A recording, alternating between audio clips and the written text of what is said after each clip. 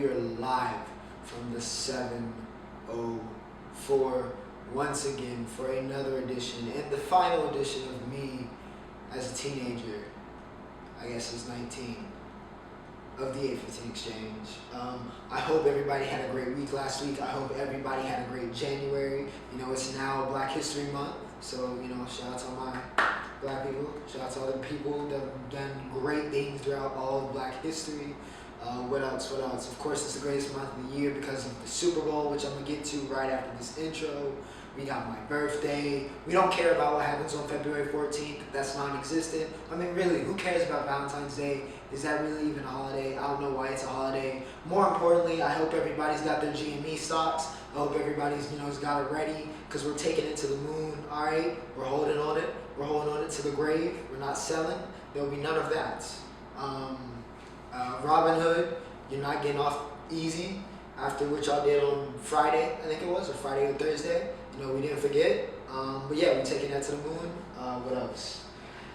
I think that about covers everything. Had a really good episode last week, so I'm feeling a little bit of pressure.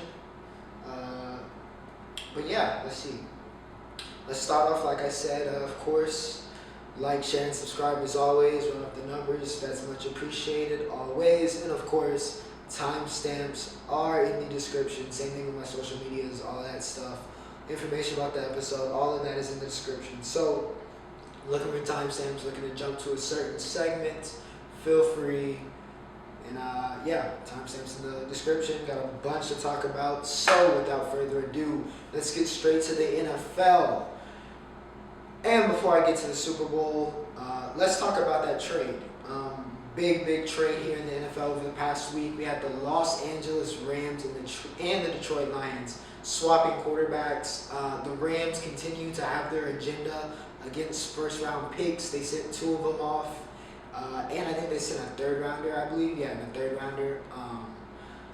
Goff goes to the Lions. That's going to be very interesting. Kenny Golladay is a free agent. He's going to be one of the most highly pursued free agents. It's not a super deep receiver free agent class, so he's definitely going to be high in demand. And I do not probably see him staying with the Lions, so it's going to be a very interesting situation. Goff's going to inherit over there. Stafford, though, this is much bigger for the Rams. Pretty steep price, honestly. I mean, it's the 2 first is kind of, I feel, maybe a little bit steep for Stafford. But we all know Matthew Stafford has a lot of talent. Has been a little bit handicapped by the situation in Detroit. But it'll be very interesting to see what he's able to do with a competent team, so to speak. No offense to Lions fans. I mean, you self-awareness. Going to be very interesting to see what he does in that situation with Cooper Kupp and Robert Woods and all of the weapons. Cam Akers really stepped up at the running back position. Going to be very interesting to see what Stafford's able to do in LA. He's reunited with a childhood friend, Clayton Kershaw, of course, star pitcher for the Dodgers. Superstar pitcher for the Dodgers, one of the best ever, probably. But yeah, going to be a very interesting situation. You guys let me know how y'all feeling about that trade. I think it's a good one for the Rams. Get your quarterback. Stafford's better than Goff, I would say, even though he's 33. We've seen how quarterbacks have been able to extend their careers with this kind of last era of quarterbacks we've had. So as Stafford continues to get up there in age, as long as he can still throw it, they protect him. This could be a very good move. The NFC West continues to get better. Now, the Super Bowl. The Super Bowl is this week, February 7th, on Sunday, of course, and we have the matchup many of us have all been waiting for. Patrick Mahomes versus Tom Brady. Ladies and gentlemen, it's the Kansas City Chiefs versus the Tampa Bay Buccaneers. As I may or may not have stated last week, I completely predicted this in one of my pools that I'm in. Had the whole AFC and NFC Championship correct, actually. Sort of to my own horn a little bit. But it's going to be a very, very good game. I do wish, however, that, and I'm very interested to see how much of a factor, because I could see this becoming a factor that kind of pushes me towards thinking the Bucs are going to win. And Brady gets that 7th. is the Chiefs will be without both of their star tackles. Eric Fisher, very, very good, former #1 overall pick. Mitchell Schwartz was on the All-Decade team. So tough situation. 2 big losses for the Chiefs, especially on that offense. However, of course, you still got Mahomes. You still got Tyreek Hill. You still got Mecole Hardman. Besides that one gaffe, which he almost immediately made up for. Still got Hardman. Still got, of course, Travis Kelce, the best tight end in the league, bar none, with respect to George Kittle, but Kelce is the best. You still got all those weapons offensively. The defense has shown the ability to step up. They're not some all-time great or some feared defense necessarily, but they do have players like Honey Badger, Chris Jones, guys that can make a difference when necessary. The Bucs also absolutely loaded on offense. Brady's been playing, having a renaissance again. Mike Evans, Scotty Miller stepped up, Antonio Brown, Chris Godwin, so on and so forth. I don't really need Leonard Fournette has stepped up. I could go on forever. Defense has also been very good. I wonder if Antoine Winfield Jr. is going to be back for this game. If he is, that's huge for that defense. Of course, Devin White has been one of the best performers in the playoffs, one of the best young linebackers in the game today. A lot of great players on both of these sides. Of course, the big one at hand, of course, is the legacy matchup between Brady and Mahomes. I think Romo, he said the quotes this past week how this is the biggest, legacy game for Mahomes because if he wins, he has a chance at catching Brady's 6. But if he loses, he may never get, no matter well he does statistically, how many championships he wins, he might not ever catch Brady's 7, and Brady will have the head-to-head over him, and that could, have some GOAT conversation implications down the road here if Mahomes becomes one of the greatest of all time. And I agree with that completely. I think this is actually, after thinking about this, I think this is a huge legacy game for both. I think Brady can really make a statement here and really cement himself as the undisputed greatest football player of all time with a win here. Mahomes, with a win here, can really establish the new guard of the next generation, him as the guy in the league. If he can supplant, if the Chiefs can pull this off, if they can get the Super Bowl win, I think there's no question he's immediately, even you could say it already, he's the face of the league, he's the future of the league, he's the president of the league. And the Chiefs at this point will be going for a 3-peat, and he'll be on the chase now for legacy and eventually catching Brady. So very interesting matchup between the quarterbacks, very interesting stylistic matchup here. Which defense I think the defenses are going to play a huge part in this game. And which defense steps up against the uber elite offense. I think that's really going to be the difference maker. We know all about the offense. We can talk all about them. But I think the defenses are really going to determine who wins this game. And for that reason, if I had to make a prediction, even though I do not want to really bet against either one of these guys, it feels weird to bet against Patrick Mahomes. I don't know why you would want to bet against the Chiefs and Patrick Mahomes and Andy Reid. But do you really want to bet against Tom Brady? So I'm stuck here in the middle. But off of the way the defenses have played so far in the playoffs, I would have to, if you had a gun to my head and were like, Chris, you have to pick a team right now, I would probably go with the Bucs. I've gone back and forth on this, but I would have to say Brady gets that 7th, and I have to say the Bucs win. I think losing those 2 great tackles will have an impact. I think the Buccaneers defense has played great so far in the playoffs, and I can see them retaining that momentum. Sean Murphy-Bunting team is going to have another great game against Tyreek Hill and the Chiefs receivers. We'll see how he does there. But in all honesty, I'm a neutral. My team, of course, is not fighting for any of this. So I just want a great game.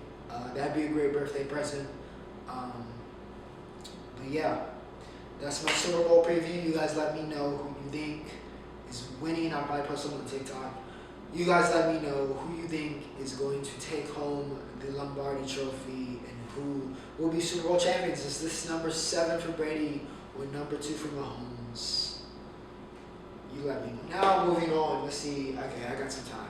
We're going to go to college basketball. It was a very interesting week in college basketball. Of course, I'll briefly talk about Jalen Johnson. You know, I don't really want to talk about Duke too much. We haven't had the best season. But I do need to talk about that Dunk of the Year candidate we just had against Clemson. P.J. Hall, no idea. No idea what he was thinking. I don't know why he thought he was going to. I guess for some reason he thought he was LeBron. He forgot he only had a 27-inch vertical because that was a terrible jump/block attempt. And he got absolutely baptized by Jalen Johnson. Top 10 pick, by the way. Could be a top 5 pick, Jalen Johnson, if we're being honest. Just got to work on that shot. He's got everything else. But yeah, Jalen Johnson, Dunk of the Year candidate. Absolutely baptized P.J. Hall. I don't know what he was thinking. But yeah, that's all. I mean, we won that game also. So that's nice to get back in the winning column. But that's all I'm going to talk about there. Because I'd much rather talk about McClung. Has been immaculate lately. He had 30 in the loss against West Virginia. And you know, before I get to this LSU heroics, you know, I had that early on in the A15 exchange. I had this graphic I posted of the most dangerous people on earth. You know, we had Batman, we had John Wick, we had Playoff LeBron. We had all these different people, multiple people during the bubble joined that list and came off of that list, so on and so forth. I think it's time to put McClung with under a minute left in the game. I think he's one of the most dangerous people on earth. Because it's how many straight games? It's 4 straight games where he's gone stupid. And then as soon as it becomes under a minute, he immediately becomes the most clutch player in basketball right now, NBA or college. Dude just, he goes unconscious. What he did yesterday against LSU was ridiculous. Or, excuse me, Saturday against LSU was ridiculous. Also, shout out to TJ Shanahan, 23-10 on his own right. Javonte Smart also in that LSU game had 29 points. He looked very good. Cam Thomas, not his best game, but he's a bucket. I mean, we know Cam Thomas is a bucket. Stop underrating my boy. But yeah, McClung is a beast. Absolute beast. With under a minute left, we have the 2 threes. Back to back, just straight up, just pulled it, cash, no doubt about it. And then, of course, the game-winning stiil ends up getting a bucket for Texas Tech. They roll out of here with a win, a much-needed win. And that they're looking like a top 10 team. We'll see how McClung, since January hit, since the start of the new year, has really been on a tear. We'll see how his national. I don't know if he's gonna get it, but we'll see how he continues to improve over the course of the season. Definitely got to be one of the favorites for Big 12 Player of the Year. I know you got Jared Butler of Baylor, and Baylor's undefeated and all that, but McClung's play has been undeniable, and it's going to be a very interesting storyline to see going down the season for Texas Tech and for him. Speaking of that Baylor team, they handled Sharif Cooper in Auburn 84-72. I was very interested in this matchup just to see Sharif play against a really good team. You know, I mentioned earlier in the week I thought he was a top 10 pick. He didn't play like one this time. Actually, Jared Butler also. Both stars, both superstars for both of these teams really did not have good games. But Baylor gets the win, proving why they're one of the best teams in the nation. I feel like I can write them and Gonzaga in pen and permanent marker, printed down. Both of those teams are going to be on the Final Four. It seems like they're just on kind of another level than everybody else. I really wish we'd have got that game earlier in the season and it hadn't been canceled. But it is what it is. Baylor gets the win. Oklahoma, also in the Big 12. Big 12 kind of taking the shine from the Big 10 this past week. Oklahoma and Devion Harmon, who's been playing excellent for them. They just knocked off 3 straight top 10 teams, took out Kansas, who's on a horrible losing streak. They're about to be unranked. Took out Kansas, then they took out Texas, and then they took out Alabama. 3 straight top 10 teams. This Oklahoma team's on the rise. Harmon, a big reason why. Lon Kruger doing a great job with that program. And yeah, I think they're rising towards being a top 10 team themselves. You can argue Of course, I think we got the rankings coming out. Either they came out last night or they come out today. And we'll see where they are. But Oklahoma, definitely one of the hotter teams in college basketball. Of course, as many of you know, I go to the University of North Carolina at Charlotte, UNC Charlotte. We also have a college basketball program. We're doing pretty good, I'd say. 3 straight in a row is very good. Very good to see. We had a little bit of a rough start to the season, but 3 straight, love to see it. Jameer Young is the Conference Player of the Year. Argue with your mother. 20 points, 6 boards, 3 assists. He's been phenomenal this year. Really taking that jump. And yeah, expecting more great stuff from Jameer, more great stuff from the boys. And yeah, let's keep it rolling. See if we can make some noise in the Conference USA. Make some noise in the tournament. Maybe get into the NCAA tournament. I mean, that's farther down the line. But, you know, maybe, just maybe, if we can keep this running momentum going, we can make something happen. But yeah, that's college basketball for the week. Yeah, let's do the NHL. We got the NHL here. Moving over to the hockey world, the regular season started not too long ago. We've had some very interesting developments here. Before I get to the big one, big trade in the NHL world. We have Patrick Laine, franchise player it seemed for the Winnipeg Jets. He gets traded for Pierre-Luc Dubois. This was kind of simmering. PLD was sat out the game before this trade happened. Also, interesting to note, both of these guys in that 2018 draft, I believe, were the number 2 and number 3 picks. So that's another interesting thing. 2 top 3 picks, same draft, getting traded for each other. Surprised that Winnipeg went for this move, honestly. PLD is a very good player. I think Laine is a little bit better. We'll see how it works out for each of them. Laine had a pretty good start to the season. We'll see how PLD does for Winnipeg. But yeah, big move there. And yeah, we'll see how it works out for both of those teams. And yeah, Jack Hughes, former number 1 overall pick, didn't have the greatest last year. You know, still had to adjust, make some body adjustments, needs to gain some strength. Seems like he's gained that strength this year. He's at 8 points in 8 games, I believe. Yeah, 8 points in 8 games. Great start for Hughes. He's living up to that number 1 overall pick billing this year. Really been one of the bright spots for that New Jersey Devils team. Making a lot of noise. And yeah, looking like he's going to be a future superstar in this league. And as an American, that's great to see. Great to see U.S. hockey thrive. And he's supposed to be one of our faces of our future of U.S. hockey. So, love to see that from Hughes. We'll see how he does for the Devils going on moving forward. But I would be absolutely amiss if I did not talk about the best player on the planet. And I wrote down before the game finished last night. So I have to quickly look up and see what his current stats are now. Because him and Leon Draisaitl of the Edmonton Oilers absolutely went stupid. I mean, they've been going stupid all year, but they went stupid yesterday. Went stupid last night. Draisaitl, 6 assists, ties the second most all-time in a game in NHL history. Him and McDavid had 5 points yesterday as well. Him and McDavid are clearly 2 of the best players in the league. Also clearly the best duo in the league. Oilers are still somehow under 500. How do you have 2 of the best, a duo this good, and you still are under 500? Gotta work on that goaltending. Gotta work on those other areas, because you cannot waste the primes of Conor McDavid and Leon Draisaitl. Because McDavid is on an absolute rampage. 11 points in 22 points in 11 games, most ever in this time span in NHL history, I believe. He is clearly, even besides the statistical purposes, Draisaitl 1 point below him, by the way. I think he's at 21 points in 11 games. McDavid is clearly, even if you just watch the games, he is clearly the best player in the league.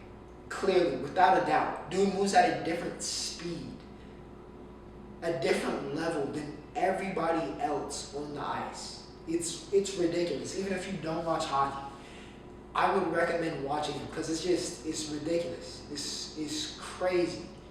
It's absolutely crazy. He's truly the LeBron, which is what he was called. He's a generational prospect. He was the number 1 overall pick. Everybody had these expectations for McDavid, and he's hitting them. Dude's the future face of the league. He's the current face of the league. But the Oilers need to get something going because you can't have 2 MVP caliber, 2 future Hall of Fame players. I'm going to just call my shot now, bar injury, future Hall of Fame players, and draft style McDavid and be as bad as you are. But yeah, we'll see if McDavid can continue this historic run. I think he's currently on pace for 100 points in 50 games, which is lunacy. His current 82 game, which is the normal season pace, is 164 points, which would be top 10, I think, all time, up there with Gretzky and Lemieux.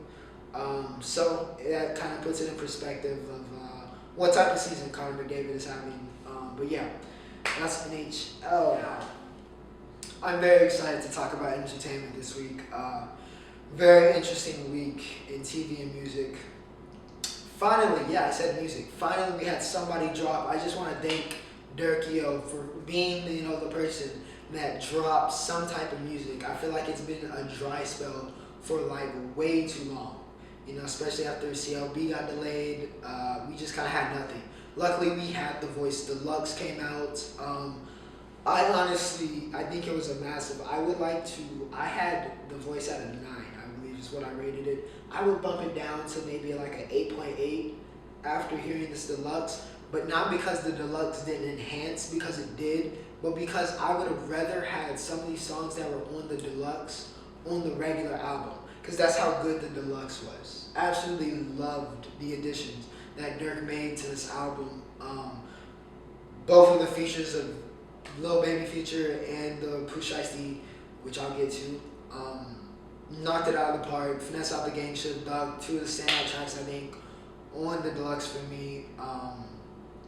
He's had a great year and a half. I think this kind of run he's been on, this great past year and a half for Dirk, especially lately. Dude's been on fire. A great way to end.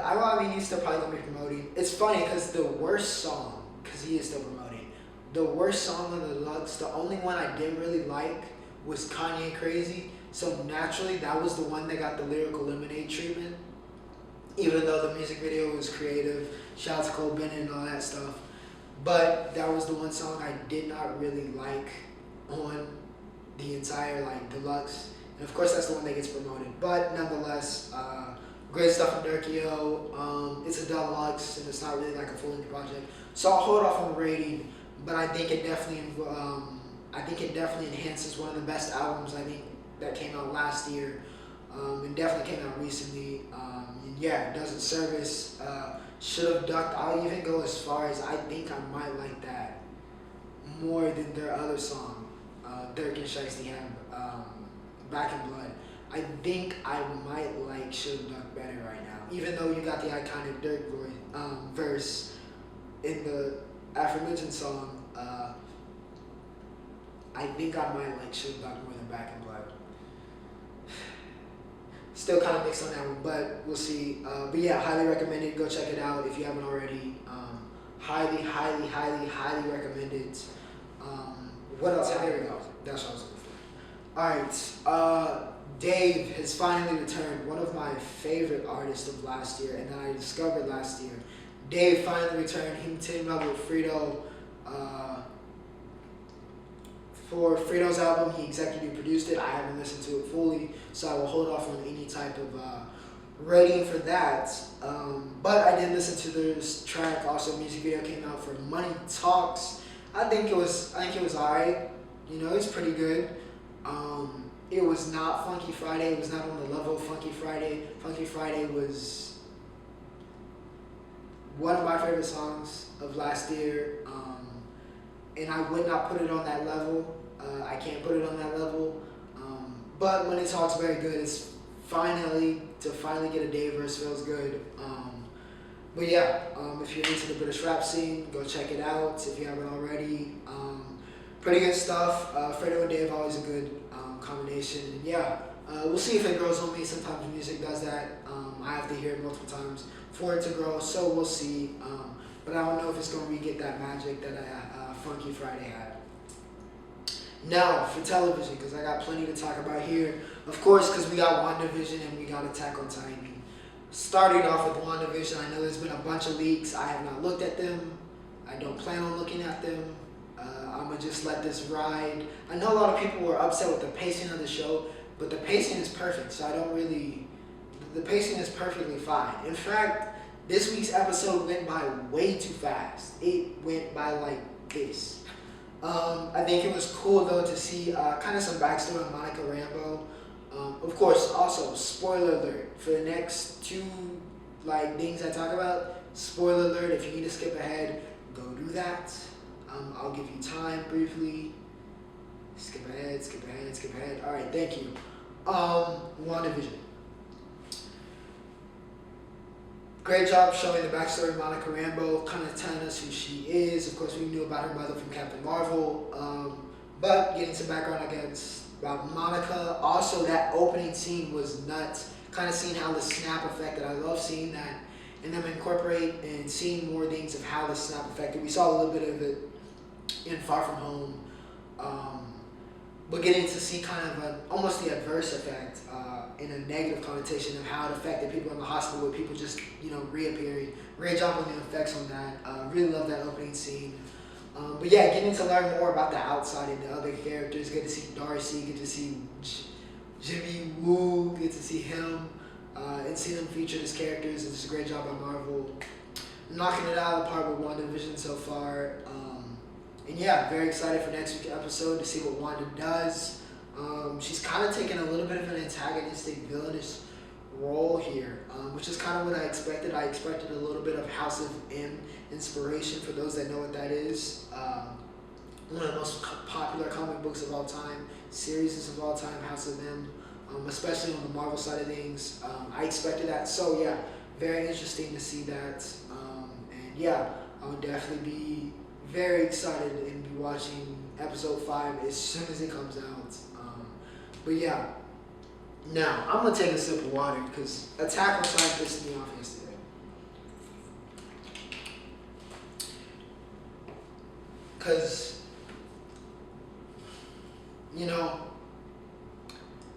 episode 8 of Attack on Titan, it's been a great 4th season so far, a great final season.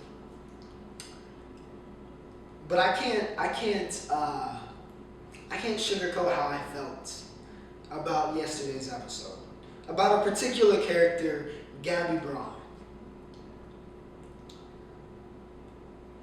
I'm sick. I am sick and tired. I am tired of Gabi, and I get it. She assassinated Sasha. She's upset about what Aaron did and about what they did, so it's natural she'd feel that rage. But Gabi there's no amount of it, and I can see where this is going. There's no amount of good writing that is going to make me sympathize with Gabi. There's no amount of good writing that is going to make me root for her in any form of fashion. She can join Zeke and Aaron and Levi and all of them into helping their cause and Paradis's cause. I'm still not going to root for her. If we are not smoking a Gabi pack at the end of this season, I'm going to be so fully upset. So fully upset. And Chris, but she's just a kid. She's just a kid. She's just like Aaron. She's not just like Aaron. Sure, she's supposed to be the antithesis. I get it.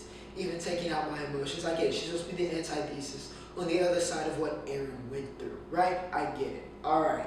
But she's like if you took season 1 Aaron's brain out of his head, you took his emotions, you took Mikasa and Armin, you took them away from him, and you turned up his insufferableness all the way up.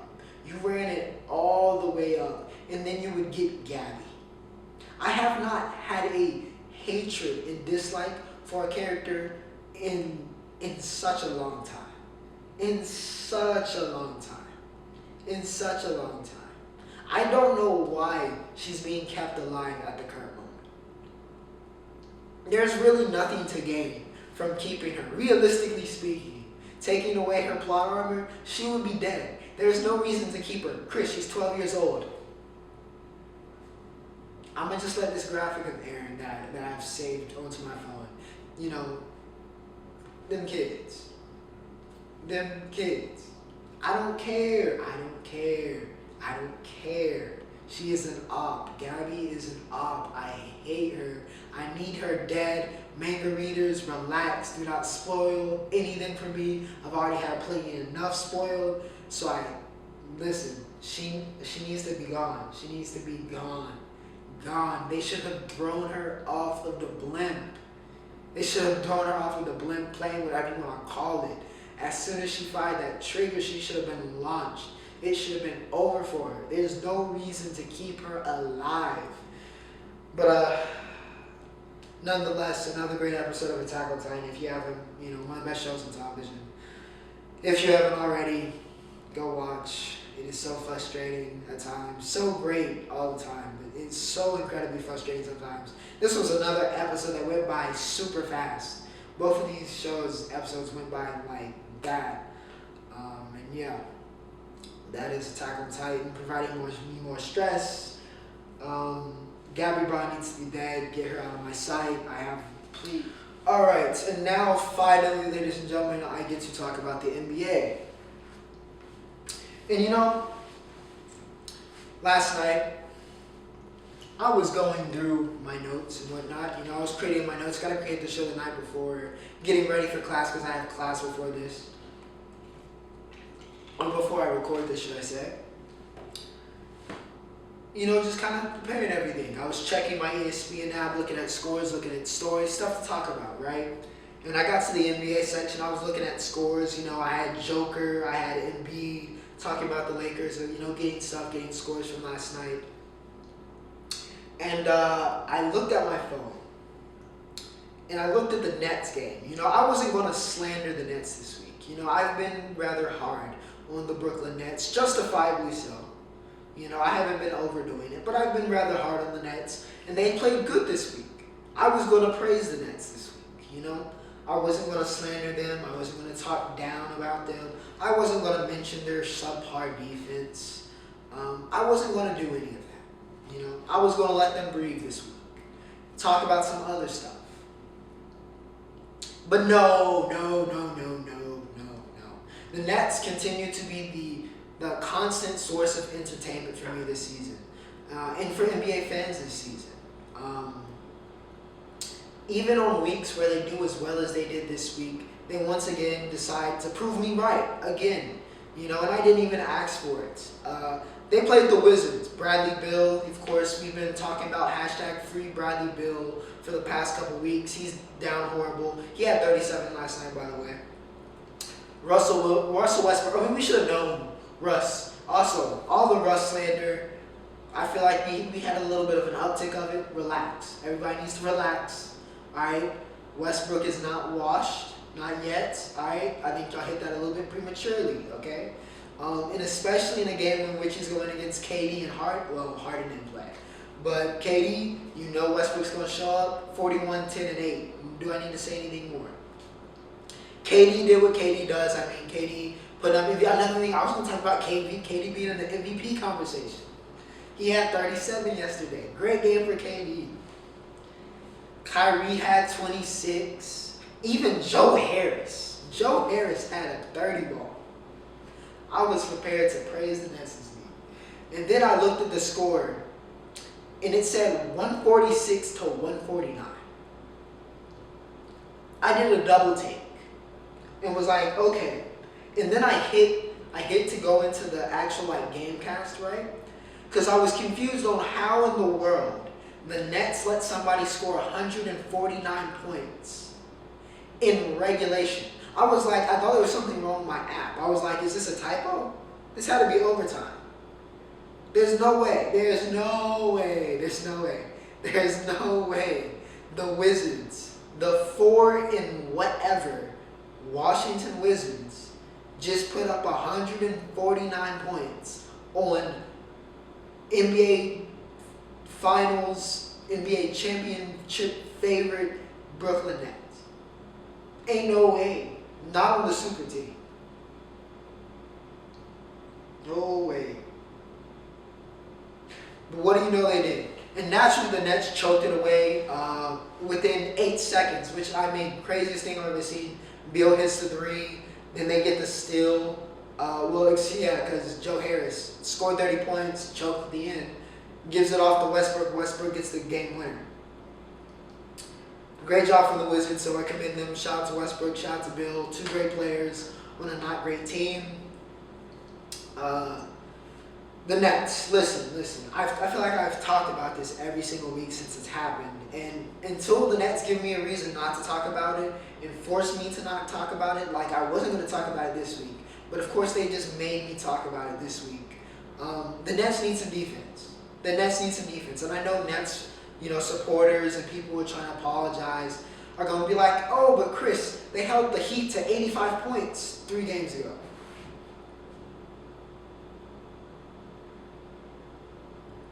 They did that. This is true.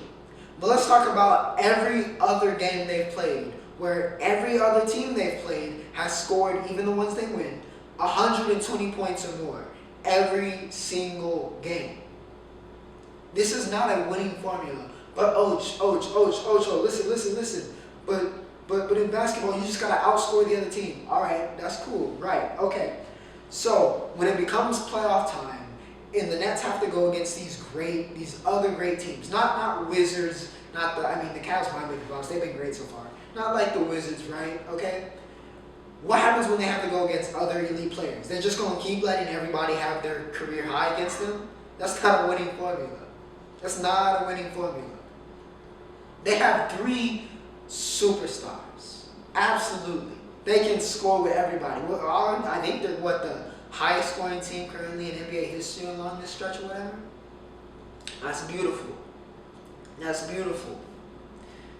You can do that, but you still have a garbage rotation. You need a rotation in the playoffs. You still have no kind of defensive capabilities. I can't even praise your perimeter defense at this point because you're getting torched on the perimeter. I don't even want to talk about the post defense. Steve Nash and the Brooklyn Nets coaching staff probably can't even spell post defense. Probably can't even spell it.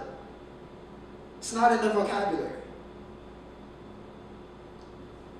Your big man at this point is KD by default, but KD's best in the listen.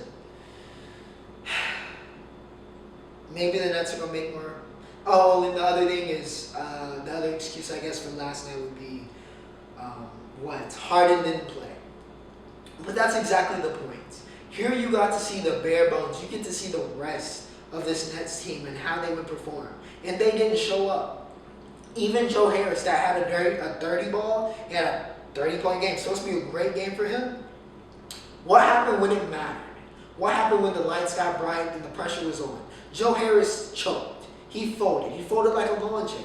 The Nets folded like a lawn chair. Folded like a piece of paper. Hamburger and hot dog style. They didn't show up. In the playoffs, they can't do this. You can't do this when the next team I'll talk about, which is the 76ers.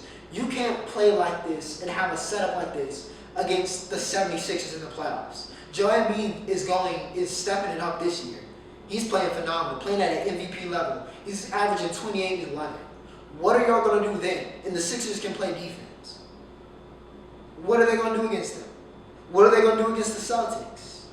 With Tatum and Jaylen Brown continuing to get better. They can score. What are they going to do against the Heat if the Heat get hot again? There's plenty of teams that can score. Maybe not at the Nets' rate, but there's also these teams can play defense. The Nets can't play defense right now. And sure, they have the rest of the season to get to it and figure something out. But even if you keep this current lineup, that's not going to be good enough.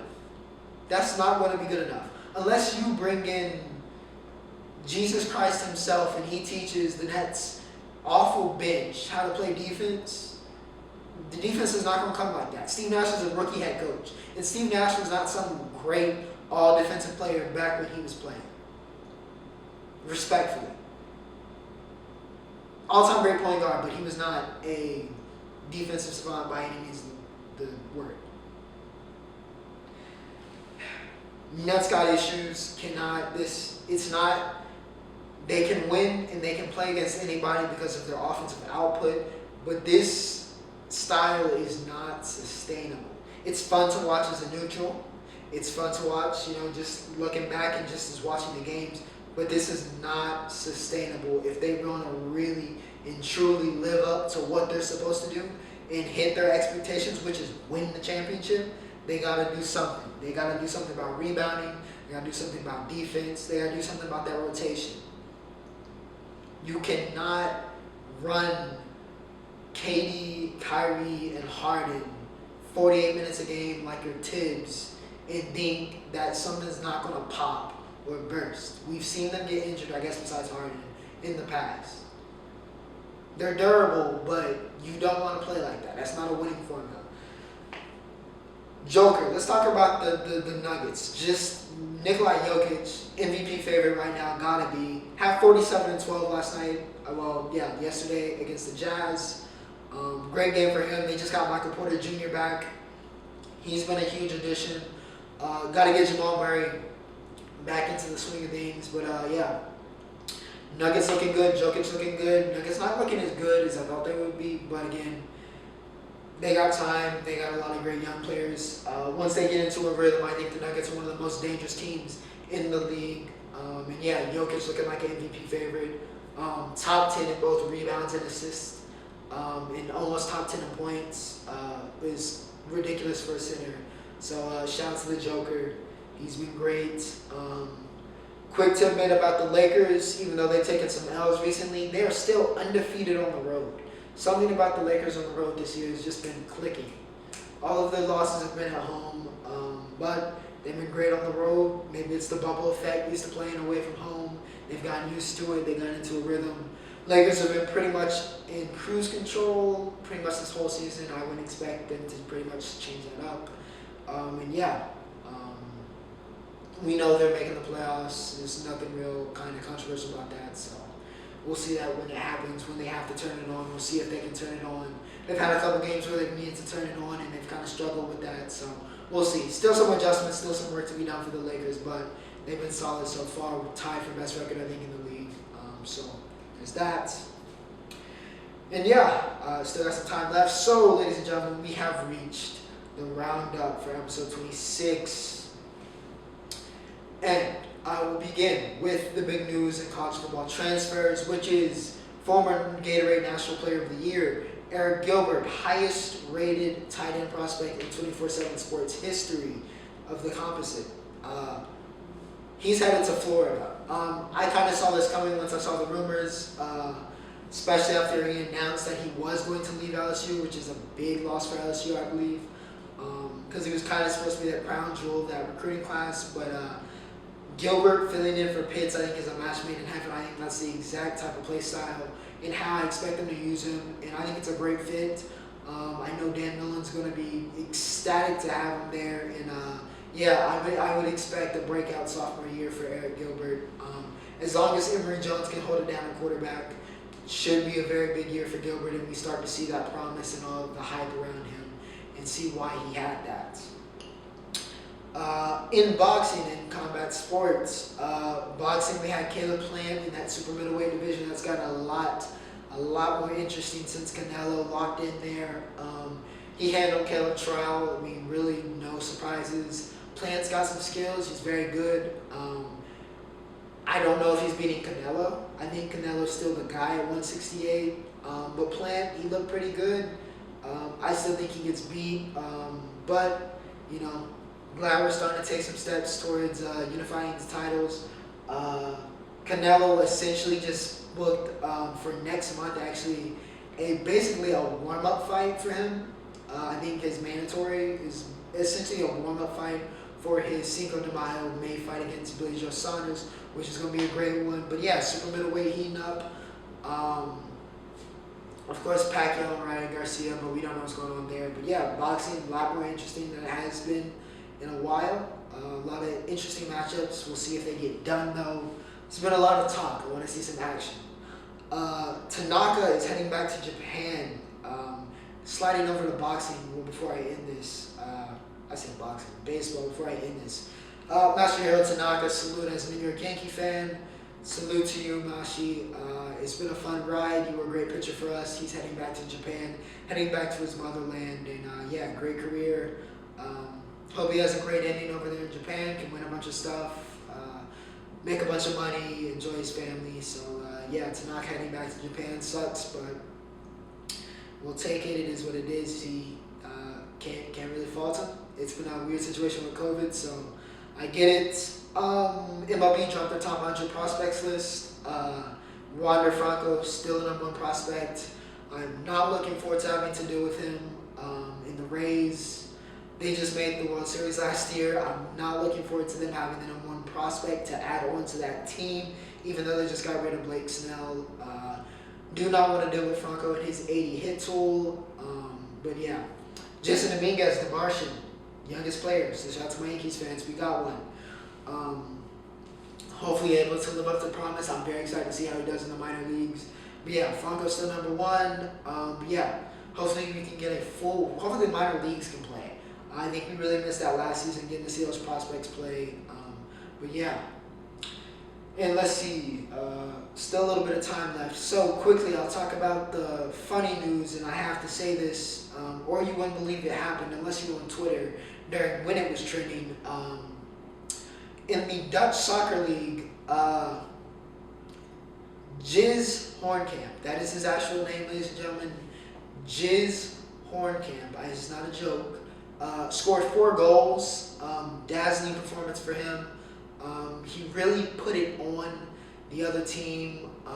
Not often do you see a man, play with balls that well. A great job, 4 goals, great job from Hornkamp. I can't believe somebody with the last name Hornkamp had the audacity to name and give their kid the first name Jizz, but I'll leave that to the Dutch people. Great game for Jizz Hornkamp though. 4 goals, don't see it a lot in soccer or football for my international viewers. But yeah, great job for Jizz. Really unloaded on the other team. But yeah, that is I think all of my notes.